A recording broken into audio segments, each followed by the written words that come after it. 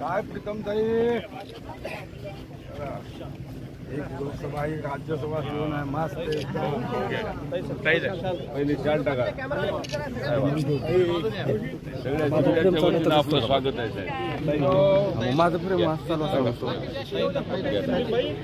एक जण माधुरीला टाका एक हार टाका माधुरीला बैठक असल्याचं समजतंय, तुम्ही पण इथले निरीक्षक आहात, कशाची बैठक आहे? साधारणतः लोकसभा उमेदवार निश्चित करण्याच्या अगोदर कार्यकर्त्यांचं त्या संदर्भातलं मत अभिप्राय हा विचारात घेऊन या ठिकाणाहून सर्व महाराष्ट्रातून ज्या लोकसभा आम्ही जिंकल्यात त्याची यादी तयार होईल। 1 तारखेला दुपारी या संदर्भात आमची कोर टीम बसेल आणि या सर्व नावांची यादी ही ताबडतोब केंद्रीय पार्लमेंट बोर्डला पाठवलं जाईल। व्यक्तिगत मत आम्ही विचारात घेणार आहोत। काही लोकांना व्यक्तिगत मत नसतं, पार्टी जो निर्णय देईल तो किंवा एकत्रितपणे सामूहिक निर्णय ते देतात।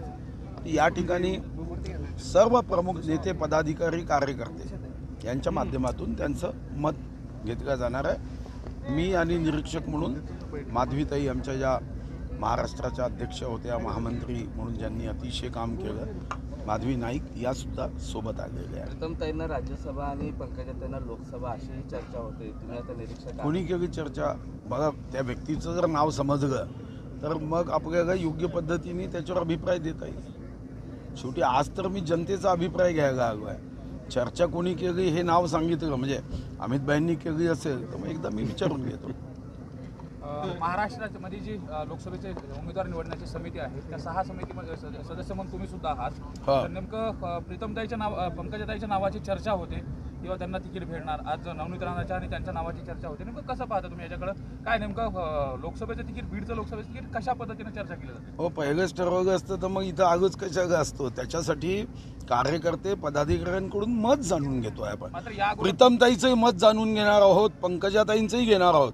सर्व जेवढे आपले वरिष्ठ पदाधिकारी, अध्यक्ष असतील, महामंत्री असतील, सर्वांचं मत जाणून घेतल्यावर मग निर्णय होईल। निर्णय काही वरिष्ठांनी करायचा नाही आहे, निर्णय स्थानिक स्तरावरच्या पदाधिकाऱ्यांनी लोकसभेत कोणी उभं राहावं याचा निर्णय करायचा आहे। म्हणून तर एवढी कागदं घेऊन आलो आहे की त्या कागदावर प्रत्येकाचं मत घ्यायचं आहे आणि मग निर्णय करायचा आहे।